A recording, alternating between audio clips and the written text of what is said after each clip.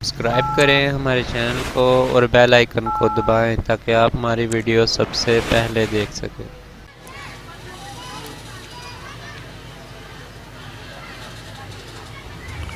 تو میں یہ عرض کر رہا تھا کہ بزرگ ضعیف آدمی تھے، وہ پودا لگا رہے تھے اپنے ہاتھوں سے، راشا بھی تھاری تھا، ہاتھ کامتے بھی تھے۔ محمود گزر رہے تھے، بزرگوں کو دیکھ کر کے فرمانے لگے، بابا جی نہ تو آپ اس کی چھاؤں میں بیٹھ سکیں گے، آپ کی عمر بتاتی ہے کہ اس کا پھل بھی آپ نہیں کھا سکیں گے، تو اتنی مشقت آپ کر رہے ہیں۔ تو بابا جی مسکرائے اور محمود کی طرف دیکھ کر کے فرمانے لگے، بیٹا میں پھل نہیں کھاؤں گا تو میرے پوتے تو کھائیں گے نا، اور میں نہیں چھاؤں میں بیٹھوں گا تو یہاں سے گزرنے والے مسافر تو بیٹھا کریں گے۔ محمود بڑے خوش ہوئے، اتنی اچھی بات، اتنا خیر کا جذبہ، اتنی اچھی امید، اتنا تازہ دم شخص۔ فوراً ایک اشرفیوں کی تھیلی نکالی اور کہا، بابا جی یہ تحفے میں رکھ لیں، قبول کر لیں۔ بابا جی نے تھیلی تھامی اور مسکرا کے فرمانے لگے، محمود آپ تو کہہ رہے تھے کہ آپ پھل نہیں کھائیں گے، میں نے تو ابھی لگایا ہی نہیں، پھل اللہ نے پہلے عطا فرما دیا۔ دیکھیں میں نے امید لگائی تھی کہ میں خیر کروں گا تو مجھے تو پھل مل گیا۔ محمود نے نہ ایک تھیلی اشرفیوں کی اور تھمائی، اور رکھ لیجئے۔ تو بزرگ فرمانے لگے، محمود میرے اخلاص کی برکت دیکھو، لوگوں کے باغ میں سال میں ایک دفعہ پھل آتا ہے، میں نے اپنے رب کے ساتھ اخلاص کے ساتھ سفر شروع کیا ہے تو میرے باغ نے سال میں 2 دفعہ پھل دے دیا ہے۔ میں ایک تھیلی اور دی۔ آپ نہ ذوق بنائیں، کبھی بھی مایوس زندگی نہیں گزاریں۔ اور یہ جو ہمارا مزاج ہے نا کہ دنیا میں ایک میں ٹھیک ہوں اور ایک جو میرے پیچھے ہاتھ باندھ کے چلتا ہے وہ ٹھیک ہے، اس ذوق سے بھی باہر نکلیں۔ آپ ذرا باہر نکل کے دیکھیں، بندہ چھوٹا تب نظر آتا ہے جب دور سے دیکھا جائے یا غرور سے دیکھا جائے۔ آپ قریب جا کے لوگوں کو دیکھیں، لوگوں کے بارے میں اچھے جذبات رکھیں، دل کو نرم کریں۔ کیوں؟ اس لیے کہ میرے محبوب پاک علیہ السلام نے فرمایا، میری ساری امت کبھی گمراہی پر جمع نہیں ہوگی۔ یہ ہو نہیں سکتا کہ سارے لوگ خراب ہو جائیں، یہ ممکن نہیں۔ ایک بات تو یہ، اور دوسری بات میرے بھائی، حضور نا داعی اللہ ہیں، وَدَاعِيًا إِلَى اللَّهِ بِإِذْنِهِ وَسِرَاجًا مُنِيرًا۔ حضور نے نا ہمارا رخ اللہ کی جانب موڑا ہے، اللہ کی جانب، توحید کی جانب، اپنی رسالت کی جانب۔ زندگی کے اندر کبھی بھی آپ کسی اوہام پرستی کا شکار نہ ہو۔ ہم چونکہ صوفیاء کے ماننے والے ہیں، ہم چونکہ اللہ کے بندوں کی غلامی کرنے والے ہیں، تو یہ جو اللہ والے ہوتے ہیں یہ تو عقیدہ توحید مضبوط کرتے ہیں۔ شاید باقی لوگ تو توحید بتاتے ہوں، یہ تو توحید چکھا دیا کرتے ہیں۔ تصوف اور طریقت کا جو بنیادی معنی ہے وہ معرفت خداوندی ہے۔ کبھی بھی یہ جو ہم وہم کا شکار ہے نا، وہم کا، یعنی ابھی تک لوگ کہہ رہے ہیں کہ کالی بلی رستہ کاٹ گئی ہے، ابھی تک لوگ کہہ رہے ہیں کہ میں نکلوں تو مجھے آواز نہ دینا، ابھی تک لوگوں کو مسئلہ بناؤں، آج کے دور میں بھی، جبکہ آپ نے اس رب کریم کی بارگاہ کی عبادت کا اعلان کیا ہے کہ جو مالک کریم وحدہ لا شریک ہے، اور اس رب کریم کے ہوتے ہوئے آپ لوگوں سے ڈرتے ہیں۔ آپ انسانوں کے بارے میں وہم کا شکار ہیں۔ اتنا کچا نظریہ میرے رسول پاک صلی اللہ تعالیٰ علیہ وسلم نے نا ہمیں ان چیزوں سے باہر نکالا۔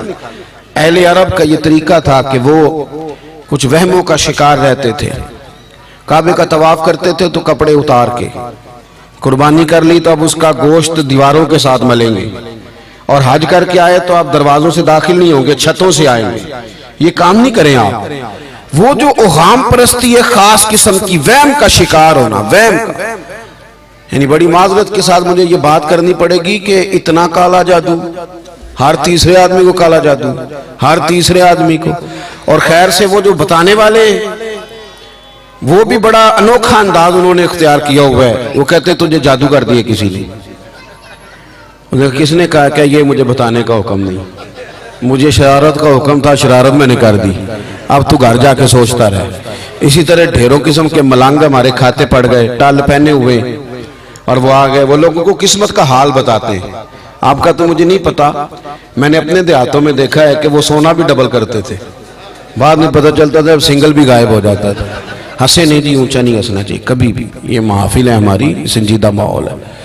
میری بات پہ آپ توجہ کریں گے عزیز کہ آپ اوہام پرستی کا شکار نہ ہوں، ورنہ آپ اور نبی پاک صلی اللہ علیہ وسلم نا جگہ جگہ حضور ہمیں ذوق دیتے سمجھاتے کہ تم نے اپنی توجہ اللہ رسول کی جانب رکھنی ہے، تم نے الجھنا نہیں، ورنہ آپ کیسے میدان میں نکلیں گے؟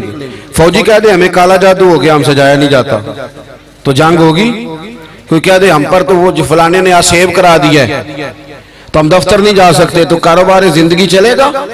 کن چکروں میں پڑ گئے؟ جادو ہوتا ہے، اس کی حقیقت سے انکار نہیں، لیکن اتنا کچا ماحول، اتنی کمزور بات، یہ اہل ایمان کا شیوا نہیں ہے۔ آپ مضبوط رہیں۔ عارف رومی رحمت اللہ علیہ فرماتے میں کبھی بھی زندگی میں کوئی بات اس لیے نہیں کی کہ مجمع ہنسے، اور ہنسنا ویسے بھی شریعت میں مسکرانا ہے، کہہ لگا کے تو روٹین میں بھی ہنسنے سے پرہیز کرنی چاہیے۔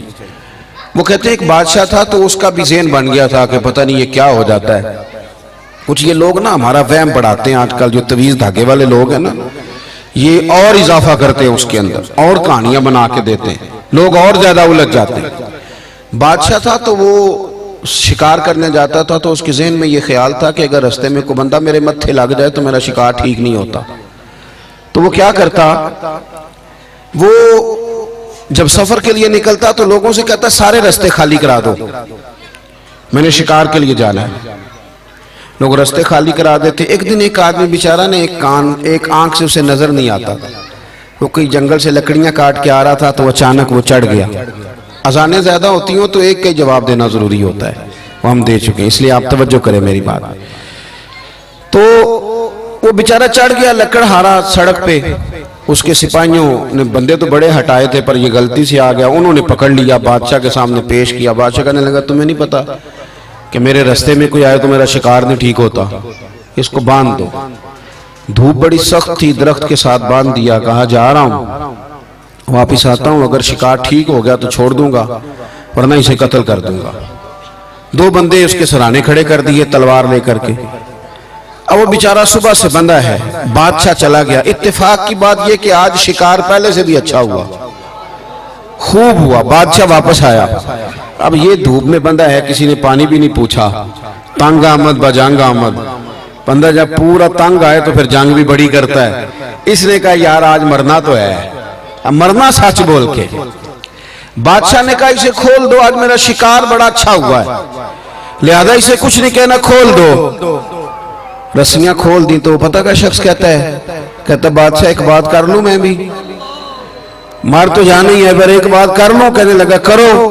کہنے لگا تم نے صبح میرا منہ دیکھا تھا، تمہارا شکار بڑا اچھا ہوا ہے، دن بڑا اچھا گزرا ہے، پر میں نے آج سویرے تمہارا منہ دیکھ لیا تھا، تو دیکھو میرا بیچارے کا کیا حال ہوا ہے کہ صبح سے یہاں۔ اب تم بتاؤ منحوس میں ہوں کہ تم ہو؟ نحوست میرے اندر کہ تمہارے اندر؟ میں اگر کوئی جوان آدمی میرے ساتھ آ کے یہ بات کرتا ہے نا کہ میری فلان ہو گیا تو میں بڑا، تم مجھے اس پہ غصہ آتا ہے۔ میں کہتا ہوں آپ اس عمر میں یہ کام کریں گے تو بزرگوں کو کون سہارا دے گا؟ ضعیفوں اور کمزوروں کو کون اٹھائے گا؟ آپ اتنی کچی باتیں کرتے ہیں۔ اور یہاں پیروں نے بھی عجیب تماشا گھڑا ہوا ہے، سویرے 9 بجے بیٹھ جاتے ہیں تعویذ لکھنے۔ آپ قرآن شریف کا درس کب دیں گے؟ آپ حدیث پاک کب پڑھائیں گے؟ آپ ان کو اصول فقہ کب بتائیں گے؟ پیر صرف دین کا نمائندہ ہوتا ہے جس نے رب رسول کا دین پڑھنا ہے اور آگے پڑھانا ہے، جس نے لوگوں کو وہاں سے دین سیکھ کے آگے سکھانا ہے۔ باقی کیا معنی ہے چیزوں کا؟ اس نے صرف آسان کر کے جو ہمارے صوفیاء نے دیا آگے بات پہنچانی۔ دین سیکھنے سکھانے کا نام پیری مریدی ہے، اس کا کوئی اور معنی ہے ہی نہیں سرے سے۔ کہاں سے آ گئی یہ ساری چیزیں؟ حدیث سنیے، بخاری میں موجود ہے، مسلم میں موجود ہے۔ حضرت ابو ہریرہ رضی اللہ تعالیٰ عنہ فرماتے ہیں نبی پاک علیہ السلام کے صاحبزادے کا وصال حضور کی گود میں ہو گیا، گود میں وصال کر گئے صاحبزادے۔ حضور کو بڑی تکلیف ہوئی، آنکھوں سے آنسو آئے، سرکار روئے۔ صحابہ نے عرض کی حضور آپ بھی آنسو بہاتے ہیں؟ فرماتے ہیں میرا بیٹا گیا ہے، یہ آنسو محبت کی علامت ہیں، ورنہ میرے دل اور زبان پہ وہی ہے جس سے میرا رب راضی ہوتا ہے۔ اتفاق کی بات دیکھیے، اتفاق کی کہ اسی دن جس دن سرکار کے صاحبزادے کا وصال ہوا اسی دن سورج کو گرہن بھی ہو گیا۔ اب جوڑنے والے باتیں جوڑ دیتے ہیں نا، کچھ لوگوں نے بات جوڑ دی، کہنے لگے دیکھا حضور کے صاحبزادے کا وصال ہوا ہے تو سورج کو بھی گرہن ہو گیا۔ सूरज को भी ग्रहण हो गया। और मेरे दोस्तों सुनो, ये अकीदों की मजबूती कितना जरूरी काम है। अपने आप को फिक्री तौर पर मजबूत रखना कितना जरूरी है। अहमद मुख्तार नबी पाक सल्लल्लाहु ताला अलैहि वसल्लम ने उसी दिन लोगों को मस्जिद में जमा फरमाया, उसी वक्त।